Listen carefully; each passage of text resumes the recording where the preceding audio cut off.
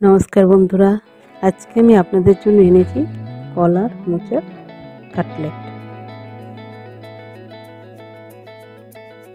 প্রথমে আমি আলু সেদ্ধ করে নিচ্ছি, তারপর মোচাটাকে আমি ভালোভাবে ছাড়িয়ে নিয়েছি। ভেতরে যে লম্বা লম্বা ডাঁটিগুলো থাকে সেগুলো আমি পরিষ্কার করে ছাড়িয়ে নিয়েছি।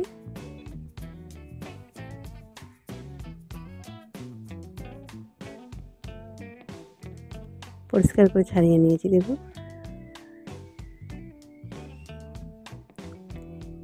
এবার আমি সেই মোচাটাকে ছোট্ট ছোট্ট করে কেটে জলে ধুয়ে নিচ্ছি, পরিষ্কার করে জলে ধুয়ে নেব।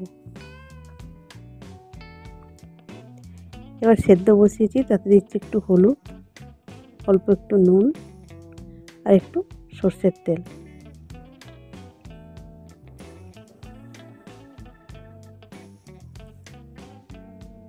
এবার আলু সেদ্ধ করে যে আলুটা রেখেছিলাম সেটা গ্রেট করে নিলাম,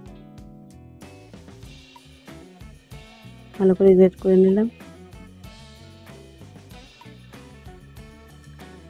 আদাটা আমি আস্তে আস্তে করে নিচ্ছি, গ্রেট করে নিচ্ছি।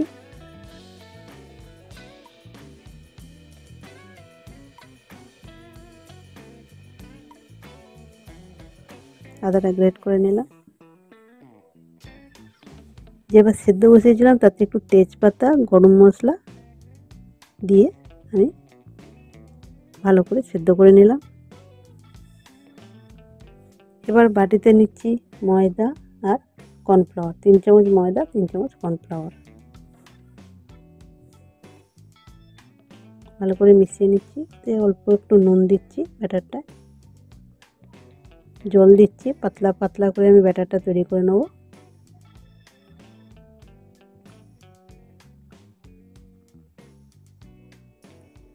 পাতলা করে নিচ্ছি ব্যাটারটা।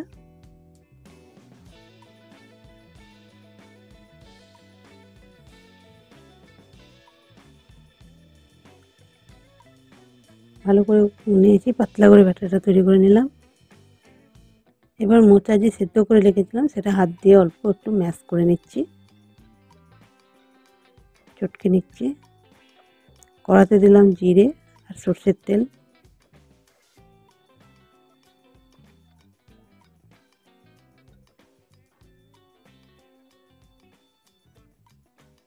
এবার দিয়ে দিচ্ছি শুকনো লঙ্কার গুঁড়ো,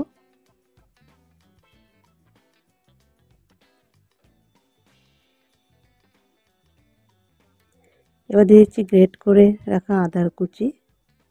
আদার কুচিটা ভালো করে নাড়াচাড়া করে নিচ্ছি, হালকা একটু ভাজা হয়ে গেলে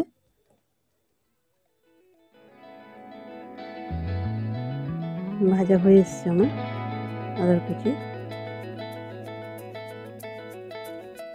এবার তাতে দিয়ে দিচ্ছি যে মোচা সেদ্ধ করে রেখেছিলাম সেই সেদ্ধ করে মোচাটা দিয়ে দিচ্ছি। জল ভালো করে চিপে নিয়েছি, নেওয়ার পর তারপর দিয়ে দিচ্ছি।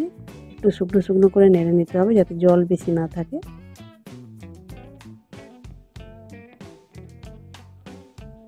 এখন শুকনো শুকনো করে নেড়ে নিয়েছি।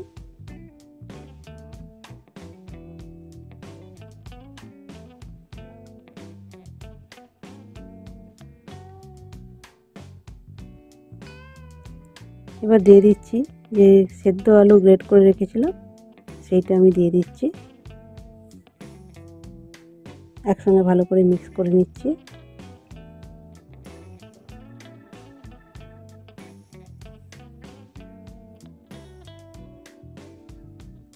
এখন ভালো করে মিক্স করে নিলাম।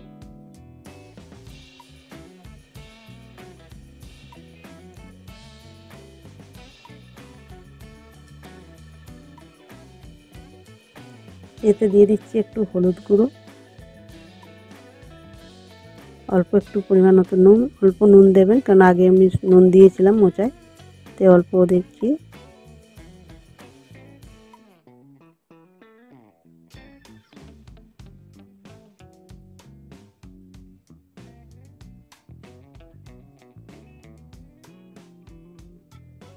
ভালো করে নাড়া হয়ে গেছে। এবার আমি দিচ্ছি জিরে ভেজে রেখেছিলাম, সেই জিরে ভেজে গুঁড়ো করে দিচ্ছি।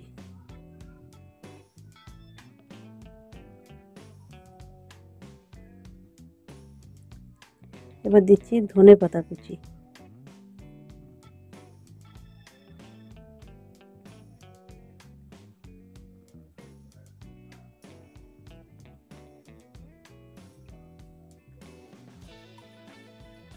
ভালো করে মিশিয়ে নেব।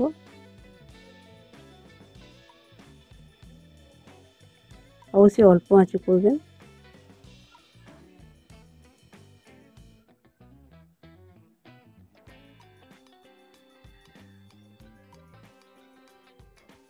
ডোটা প্রায় তৈরি হয়ে এসছে।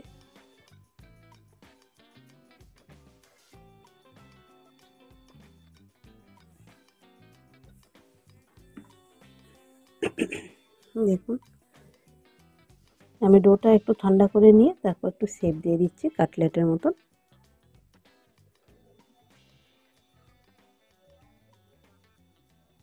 দেখুন, আমি একটু শেপ দিয়ে নিচ্ছি, সবগুলো একইভাবে শেপ দিয়ে নেব।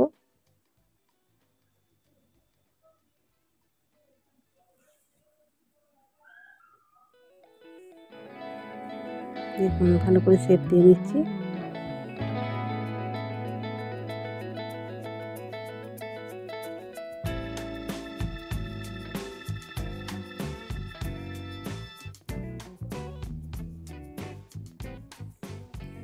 ভালো করে শেপ দিয়ে নিলাম।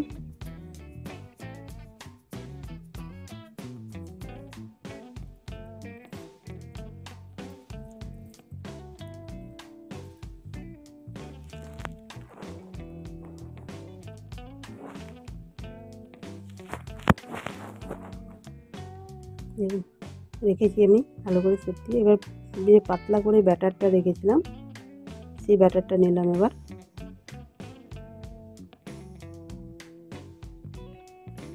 এই যে কাটলেট শেপ দিয়ে রেখেছি ব্যাটারের মধ্যে দিয়ে দিলাম, ডুবিয়ে নিলাম। এবার আমি ব্রেড ক্রামে কোট করে নেব, ব্রেড ক্রাম দিয়ে।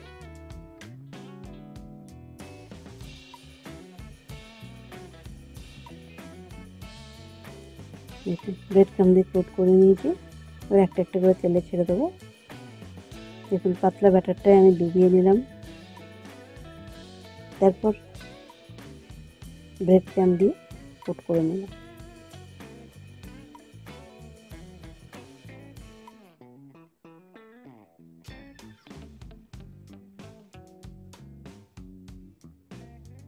দেখুন, একটা একটা করে আমি ছেড়ে দিচ্ছি।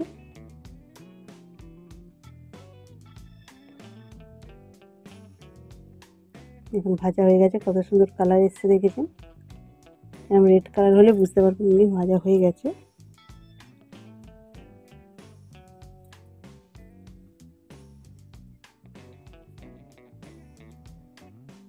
সবগুলো একইভাবে করে নিচ্ছি, ব্যাটারে ডুবিয়ে তারপর ব্রেড ক্রামে কোট করে ভেজে নিচ্ছি। সবগুলো একইভাবে ভেজে নিচ্ছি আমি।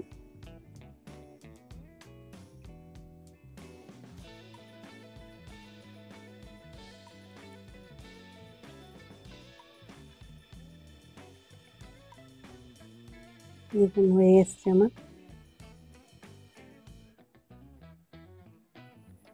ভেজে ভেজে একটা একটা করে আমি তুলে নিচ্ছি। যেহেতু আমার বড় করা, তো এক সাইডে ভাজছি আমি, যেগুলো লাল হচ্ছে তুলে নিচ্ছি আর এক সাইডে আমি দিয়ে দিলাম। দেখুন কত সুন্দর কালার হয়েছে, দেখুন সবগুলো হয়ে গেছে কিন্তু।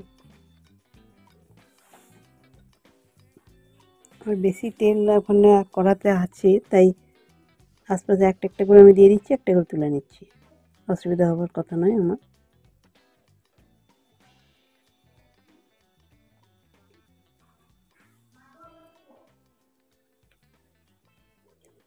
সব একটা একটা করে তুলে নিচ্ছি। দেখুন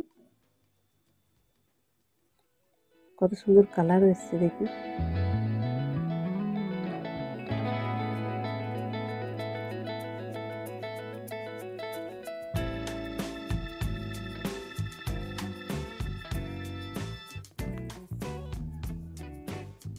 এবার সার্ভ করার জন্য আমার তৈরি। যে কোনো সে সস দিয়েও খেতে পারেন, আবার এমনিও খেতে পারেন।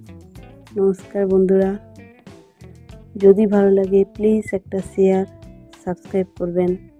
নমস্কার।